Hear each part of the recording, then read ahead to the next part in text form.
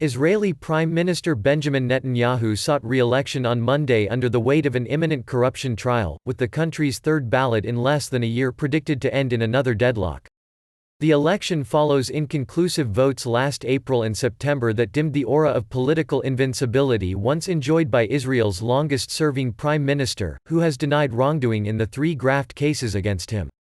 "Today I have no sense of celebration," President Reuven Rivlin said after voting, voicing the frustration across the country after a seemingly never-ending election season. "The feeling I have is not simple, it's even one of shame, when I face you, the citizens of Israel." Opinion polls forecast that neither Netanyahu's right-wing Likud nor the centrist Blue and White Party of his main challenger, former Armed Forces Chief Benny Gantz, will win enough votes on their own, or with coalition allies, for a governing majority in parliament. Israelis can vote until 10 p.m. 2000 GMT, when media can publish the first exit polls and signal whether the deadlock has been broken. More stalemate could push Israel, where a 2020 budget is still pending, further into economic limbo. The candidates were more upbeat than Rivlin, who, as president, will guide any coalition talks in the weeks ahead. Voting in his hometown outside Tel Aviv, Gantz told reporters, "I really hope that in the coming weeks, following the results, we can put Israel on a new path." Netanyahu, who voted in Jerusalem, said, "Go vote. It's a proud day." He said Israel had taken all precautions needed to control the spread of the coronavirus and added, "People can go and vote with complete confidence." Turnout figures will be watched closely, particularly given concern over the global outbreak and accusations of malicious rumors about contamination in areas seen as strongholds for particular parties.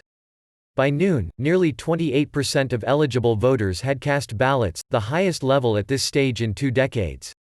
Voters under home quarantine, such as those who have recently traveled back to Israel from coronavirus hot spots, voted at special polling stations wearing face masks and gloves.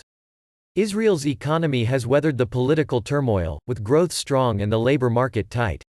But the longer the stalemate continues, the heavier the toll, including the lack of new money for health, education, welfare or infrastructure projects until an annual budget is approved by parliament. Netanyahu, 70, hopes a peace plan that U.S. President Donald Trump presented in January will help him win an unprecedented fifth term, though the Palestinians have rejected it.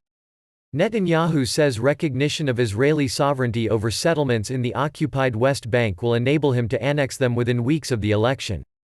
But his re-election bid has been complicated since the last election by his indictment on charges of bribery, breach of trust and fraud over allegations he granted state favors worth hundreds of millions of dollars to Israeli media barons in return for gifts and favorable coverage.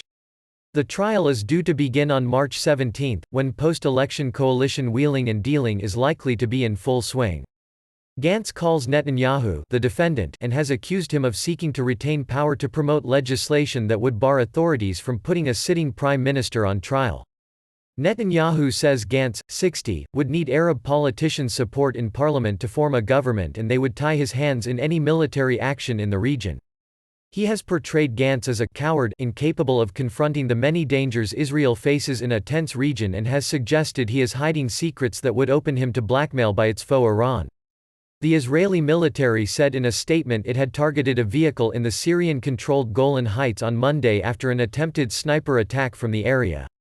The frontier has been tense throughout Syria's civil war.